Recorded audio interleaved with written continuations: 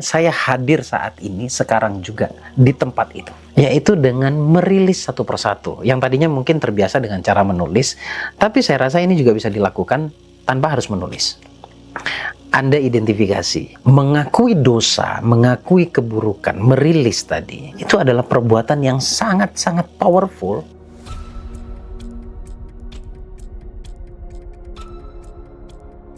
Assalamualaikum warahmatullahi wabarakatuh. Selamat malam teman-teman yang nonton siaran langsungnya. Selamat pagi, siang, dan malam juga yang nonton siaran ulangnya. Gimana? Sudah nonton video saya yang sebelumnya ya, terkait tentang bagaimana caranya membentuk diri menjadi magnet, terutama magnet uang. Sekali lagi, dasarnya ini bukan bicara tentang logika. Jadi kalau yang masih kuat menggunakan logika untuk mencerna penjelasan saya, mendingan nggak usah nonton aja deh. Ya, karena apa yang saya sampaikan itu bicara tentang keyakinan, bicara tentang rasa, bicara tentang satu hal di luar logika sebenarnya, yaitu tentang hati, gitu ya. Nah, sekarang saya akan jelaskan yang lebih spesifik tentang bagaimana sih caranya memprogram pikiran bawah sadar, dan lebih tepatnya mungkin terapi ya secara mandiri ya. Jadi kalau saya bilang mandiri berarti kan tidak perlu bantuan orang lain. Walaupun jika dibantu orang lain itu akan jauh lebih maksimal, harusnya seperti itu. Tapi pada akhirnya semuanya kan kembali ke diri kita. Kalau misalkan bicara tentang si penyembuh dengan orang yang sakit misalkan begitu ya, sebenarnya si penyembuh ini tidak benar-benar menyembuhkan sebenarnya. Jadi katakanlah saya itu nggak menyembuhkan Anda. Saya itu memberitahu caranya bagaimana Anda bisa menemukan obatnya. Dan obatnya itu ada dalam diri Anda masing-masing. Paham ya sampai di sini ya?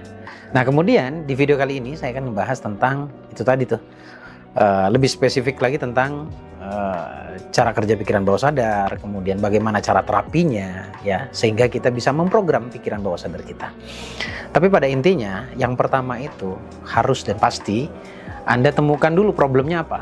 Anda punya problem apa nih? Maksudnya adalah doktrin atau dogma yang ada di pikiran bawah sadarmu atau di hatimu itu apa? Itu yang harus kalian temukan dulu. Ibaratnya saya mau ke dokter, saya sakit, otomatis saya harus tahu sakitnya apa, sehingga mempermudah saya untuk menyampaikan ke dokter agar dokter tidak salah kasih saya obat. Itu sama halnya seperti Anda menerapi diri sendiri. Anda harus tahu dulu alasan Anda terapi itu apa. Pasti karena punya masalah. Nah masalahnya apa? Itu harus Anda identifikasi dulu, harus ketemu dulu ya.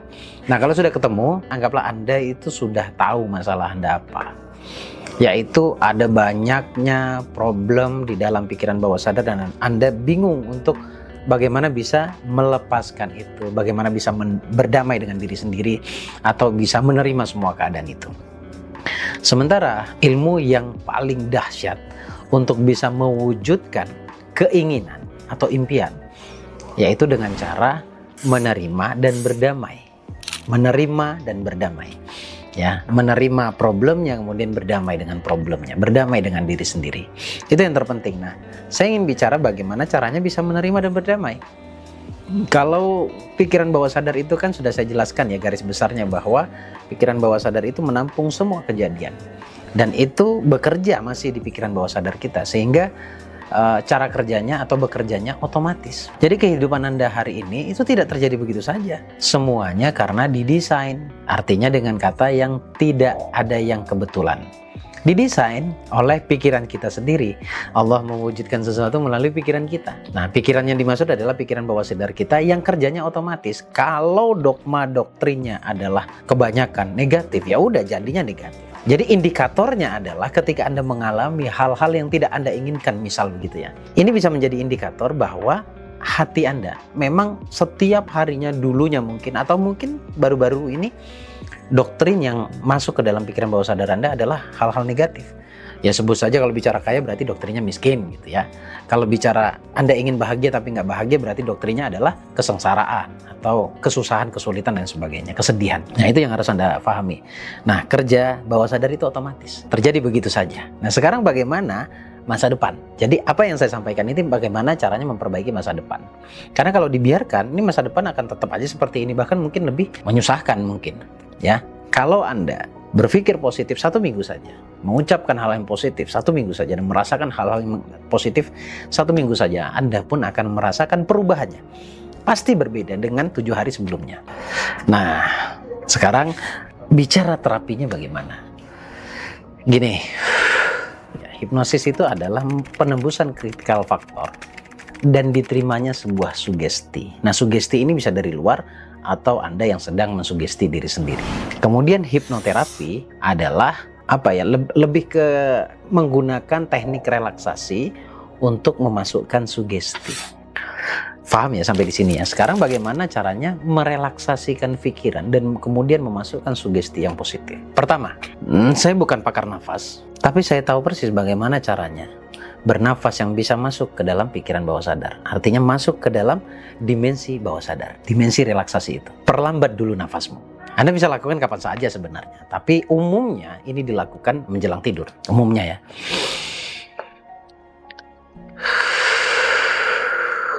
Diperlambat, tapi di awal-awal tarik nafas dalam, buang nafas lega. Sekali lagi diperlambat.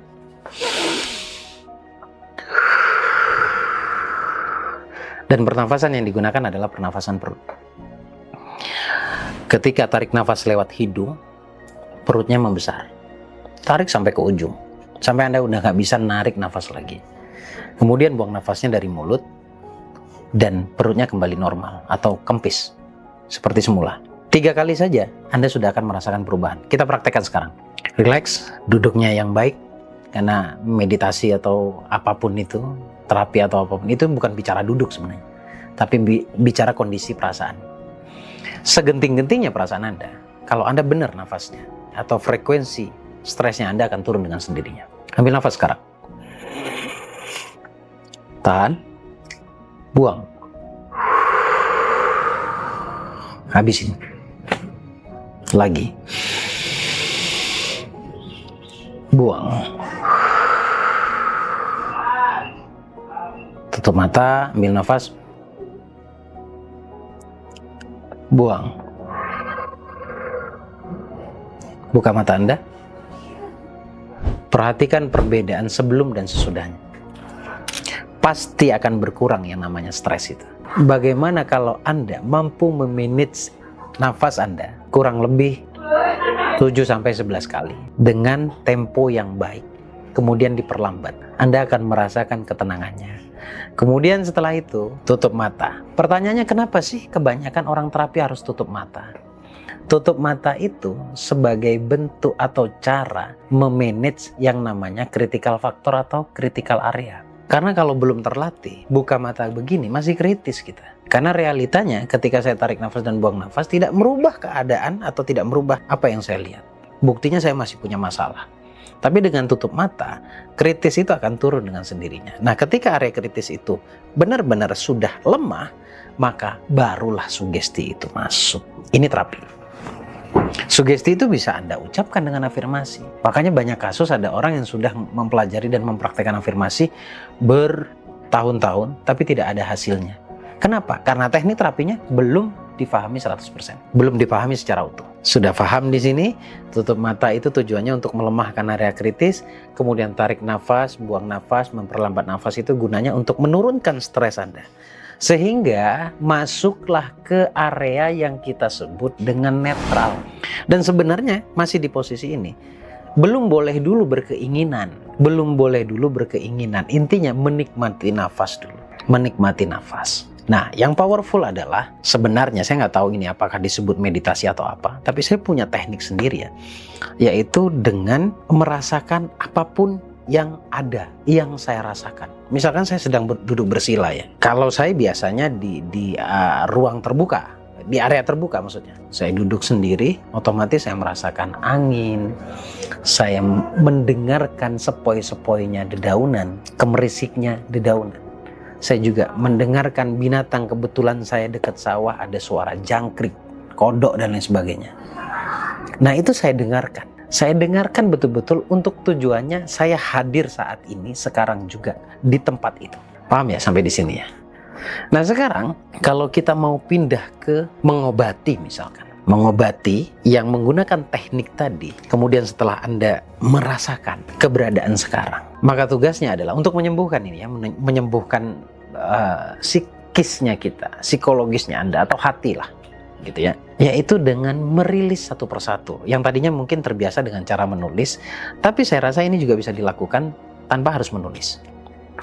Anda identifikasi setiap yang Anda tahu bahwa itu sebuah kesalahan. Contoh, karena saya selalu karena saya Muslim, saya tuh nggak tahu kenapa saya anggap bahwa ketika saya melibatkan nama Allah, area kritis itu semakin lemah dan setiap afirmasi itu mudah diterima. Saya contohkan cara saya ya. Anda bisa improve dengan cara Anda sendiri nanti. Misalnya begini, ya Allah, saya sadar dan menyadari bahwa semua prinsip yang sebelumnya atau yang tidak baik dalam diriku, saya akui itu adalah sebuah kesalahan. Dan saya mohon ampun ya Allah. Astaghfirullahaladzim. Ya Allah, saya sadar dan menyadari bahwa saya telah mendoktrin diri saya dengan prinsip yang negatif selama ini.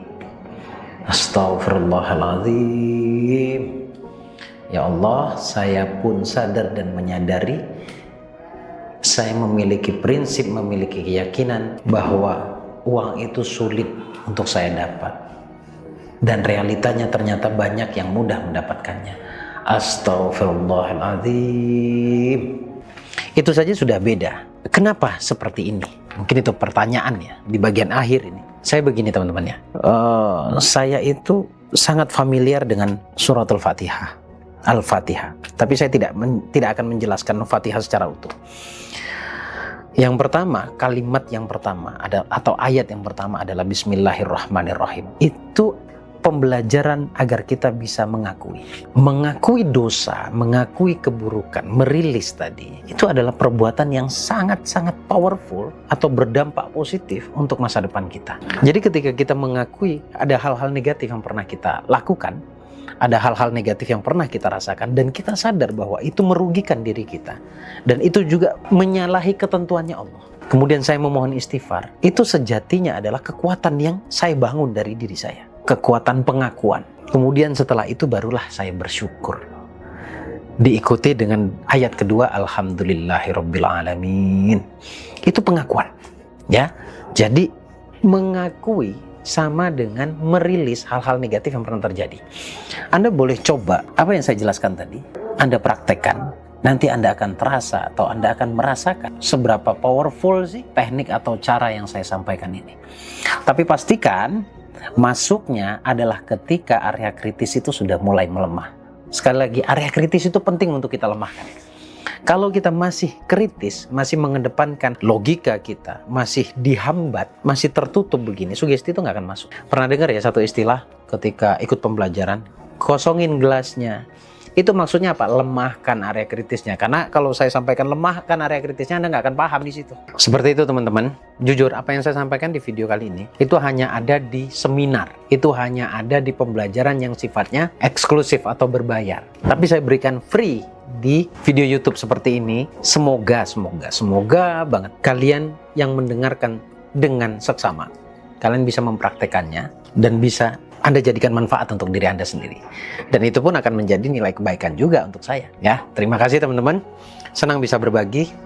By the way, coba tulis di kolom komen atau masuk ke grupnya kita. Linknya ada di deskripsi. Komen yang sekitar Malang, Surabaya, Gresik, Kediri, Jombang. Pokoknya masih di area Jawa Timur yang ingin nongkrong bersama saya, kopi darat bersama saya, untuk ngebahas hal-hal yang sangat sakral, yaitu tentang kondisi jiwa kita, problem yang sehingga kita berdoa saja kayaknya sulit banget untuk dikabulkan. Karena ini sangat asik dan itu akan menjadi agenda rutin saya. Makasih teman-teman, silahkan langsung hubungi nomor yang tertera di deskripsi atau masuk ke grup aja deh. Ya, izin pamit. Assalamualaikum warahmatullahi wabarakatuh.